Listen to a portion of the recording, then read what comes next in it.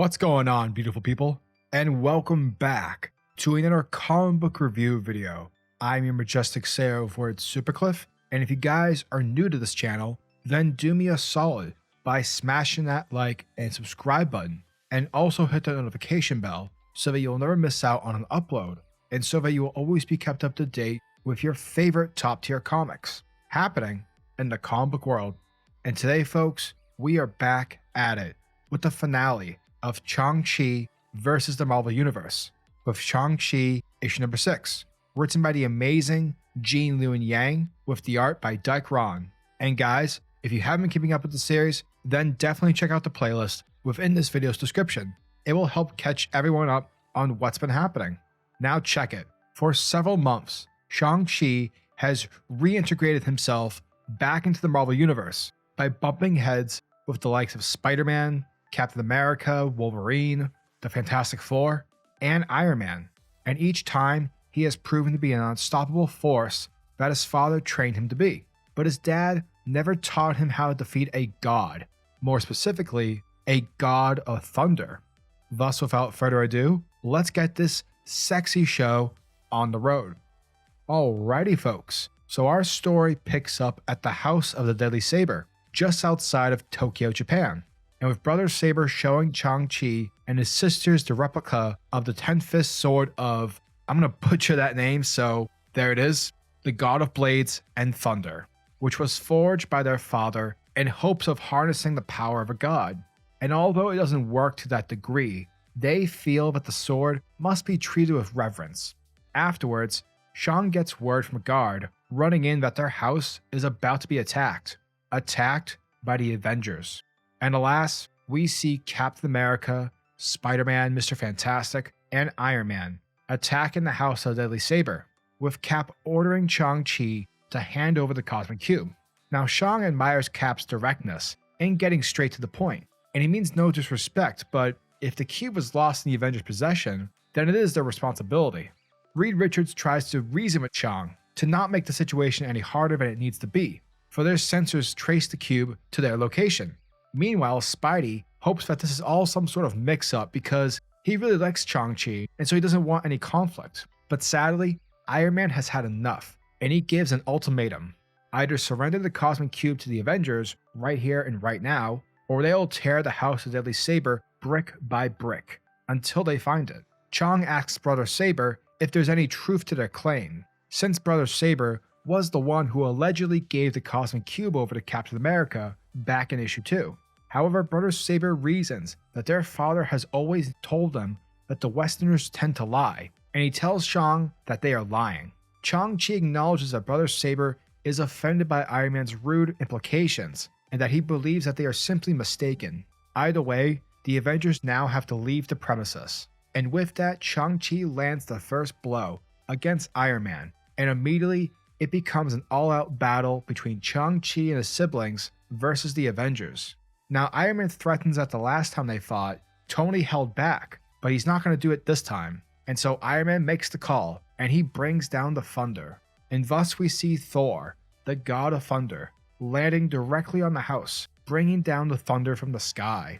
Now, the god of thunder has a piece of advice for Shang-Chi, that if the Avengers ever give you a way out of a conflict, a choice to surrender, the wise move is to make that choice. Now, seeing how shit just got completely insane, Brother Saber falls back, to which Sister Dagger questions, but he says he's trying to even the odds against the God of Thunder. Thor begins to swing his hammer at Sister Staff, who tries to stop it but fails, which angers Sister Dagger as she charges towards Thor, but Brother Saber arrives with the sword. I cannot pronounce it still, so don't expect me to say it, and he throws it to the Supreme Commander. He throws it to Shang-Chi. Now, although Brother Saber said it was a replica, Shang-Chi feels a jolt of energy and power running through him, for it's the power of that guy, the God of Blades and Thunder. And with that, Shang-Chi engages Thor to mortal combat. And so here are the terms. If the Avengers win, they can search the house. But if Shang-Chi wins, Thor and the Avengers must leave them alone. Thor then wonders on how a mere mortal like Shang-Chi can stand against the God of Thunder, but Shang-Chi lets him know that he is not the only God of Thunder present. And with that, they trade blows, and their battle is fierce. Suddenly, Shang-Chi gets his sword knocked out of his hand, but within a split second, Chang is able to hold it again. Now, Thor inquires that Chang's sword moves faster than the eye, and he wants to know what sorcery is this, to which Shang-Chi has no reply. But then it dawns on him that the sword of this guy, still can't say his name, so don't expect me to say it, moves according to his thoughts. And so Chang tries something. He attempts to use his thoughts to melt Thor's hammer, and it does. Mjolnir melts right in front of him, and it's realized that the sword can alter reality. Now Shang-Chi's like, alright, this is weird, this is not what the sword is supposed to do. And so he questions Brother Saber regarding the sword, and that in truth, this isn't the actual sword that he showed him earlier. This is something different, something much more powerful. It's revealed to be the Cosmic Cube.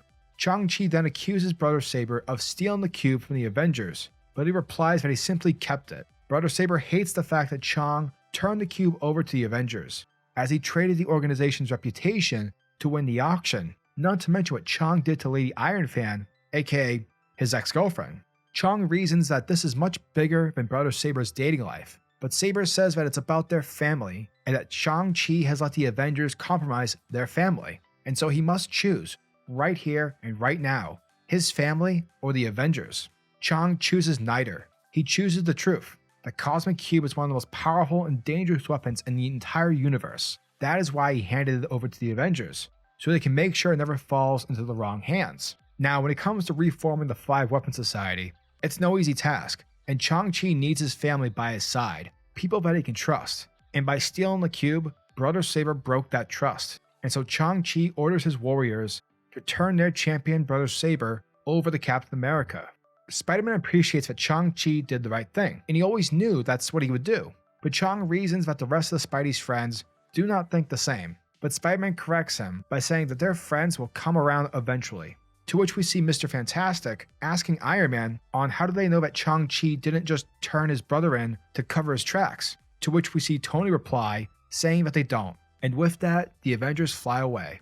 Sometime later, Sister Dagger is sitting alone, upset by the fact that Shang-Chi turned her brother over to the Avengers. Chang asks if she has time to talk, but she replies that she has no time for him, and she storms off because she is super pissed. We later see Chang disappointed in himself, as his mother tries to counsel him, and he asks her whether or not, she believes family comes before truth. But sadly, his mom doesn't really give him an answer. Since she lived most of her life in a negative zone, she was basically alone, minus the bugs, because bugs are not people. But before she leaves, she advises Shang-Chi to not worry, and that his sister will come around, for she is family. And that's where we pick up in an unknown place somewhere in the east, where Sister Staff is reporting to the mysterious man who scoffs at the fact that Shang-Chi sold out his brother to appease the Westerners, further proving where his loyalties lie. The mysterious man, conveniently cloaked in shadow, goes on to say that Chang's father's blood runs too deep in him, and sooner or later, he will turn out to be just like his dad, for it's merely fate. And now he has lost the faith of both his allies and his family. And aside from his mother, Shang-Chi has no one. He's completely and utterly alone. The mysterious man then says that the time has now come to remove the head of the Five Weapon Society, to remove Shang-Chi. And that, folks, was Shang-Chi issue number 2. Issue number 6. Putting a character through a redemption arc can undoubtedly be fun, but seeing how a character works when trying to redeem others is actually more interesting. That's one of the reasons why I've enjoyed reading Shang-Chi every single month. While Shang-Chi is a good person who has risen above his father's training and conditioning of being a human weapon, he now has to apply those principles to others, meaning his siblings.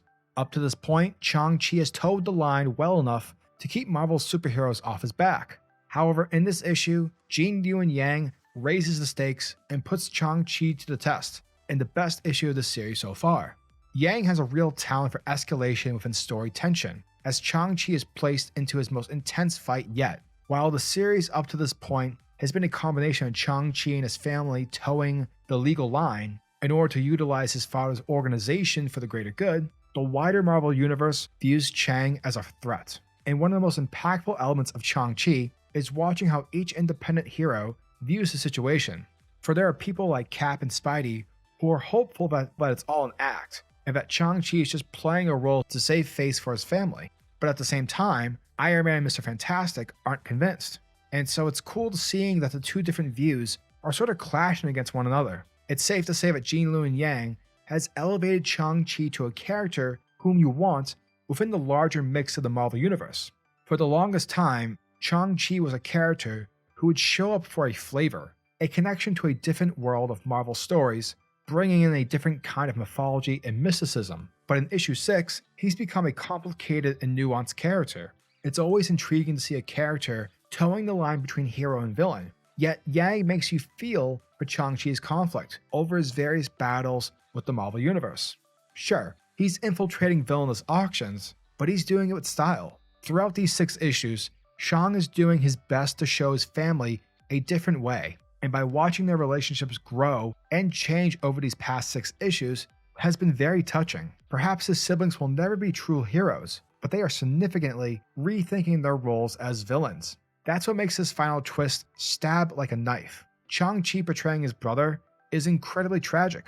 Throughout the series, these characters have bonded, but he undoes all that within one single moment. What's even worse is that it seems to have made him a bigger target against future villains. When it comes to the art, Daikron's work has been good all throughout the series, but in this fight against Thor, it all comes together. Daikron's work helps escalate the action by showing Shang-Chi and his family holding their own against the Avengers. The action is clean and easy to follow, and each sibling gets a chance to show their skills as they pair off with one of the Earth's mightiest heroes. Ron draws Thor as a force of nature, and when he enters the battle, you can feel the whole temperature of the fight shift. This is best shown in the book's colors. Most of the backgrounds are abstract red during the balanced fight between Chang's family and the Avengers, and when Thor arrives, though everything becomes blue lightning, he is taking control of the battle. It's tragic to watch Shang-Chi lose his family that he's been working so hard to reform and to improve. However, as the series progresses, there is an interesting question at its core. Is redemption even possible, even through family? Shang-Chi issue number 6 gets a lovely 9 out of 10. And guys, if you like this video, make sure to hit that like button in order to show your support to the channel. And tell me, what are your guys' thoughts and opinions on this issue? Are you guys excited for issue number 7? Let me know your thoughts and opinions down in the comment section below. And until the next video, peace.